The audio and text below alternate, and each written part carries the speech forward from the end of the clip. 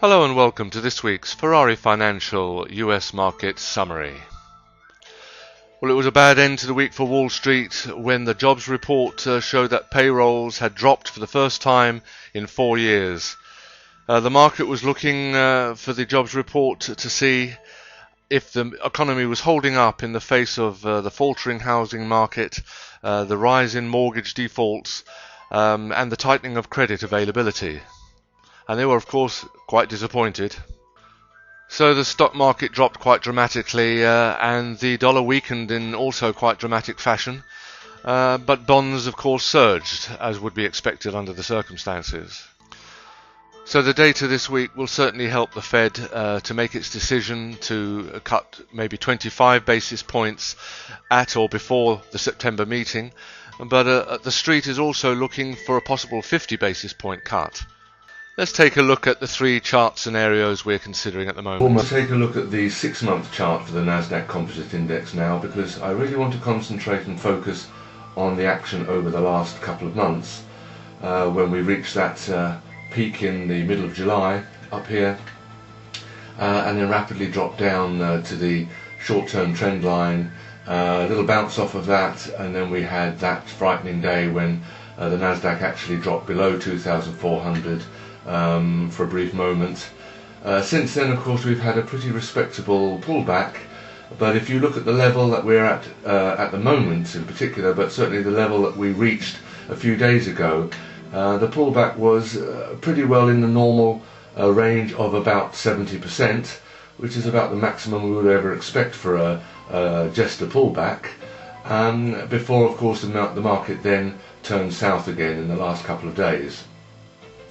The really, the really interesting point here, though, is when we look at the volume chart down here. The daily volume was gaining a little during the peak and the start of the sell-off, but the really interesting feature, as far as we're concerned, is that the peak volume here over 3 or 4 days, where the volume was very, very high, well over 3 billion. We are seeing that not at the low point, as an indication that the market was getting back in to a buying phase, but in fact at the short-term bounce of the trend line, when it reached this point here, we see the maximum volume days. Now that's significant to us because it meant that people were really still selling off strongly the first opportunity they got. And that immediately drove the market right down to that frightening point of 2,380 briefly, before then the promise to the market really from the Federal Reserve, and then the action of cutting 0.5% off the discount rate really lifted the market spirits and caused this rather nice recovery rally up to the point we had a few days ago. However, this recovery was done on relatively low volume. If you look at the volume levels during this recovery phase, they're quite low. Again indicating to us that the likelihood is that the downturn is not over yet. Again, the volume has increased as the market level increased, and we've had this sell-off now on the rather poor employment news on Friday, and next week we're feeling that more selling will occur.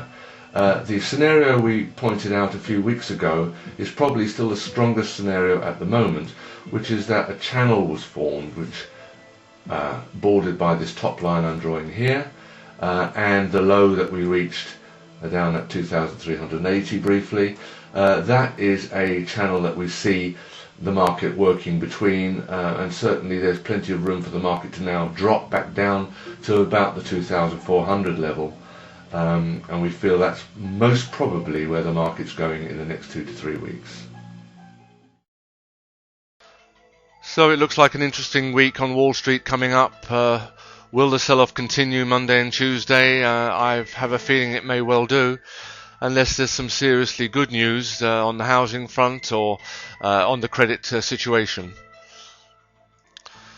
There is a danger here, of course, that the weakness of the US stock market, and particularly the US dollar, and the general reduction of value to US dollar denominated assets could become a contagion that will affect the rest of the world's markets.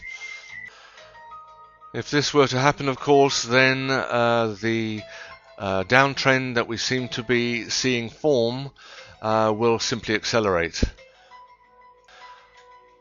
I think the Federal Reserve certainly holds the key at this point, and the market and the financial sector in particular will be looking for the Federal Reserve to cut rates before or at the September meeting. A quarter of a percentage point at the September meeting, and probably another quarter of a percent in the October meeting as well.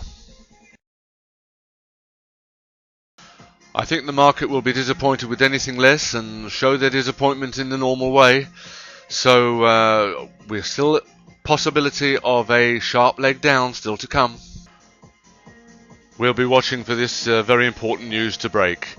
Until then, it's goodbye from London.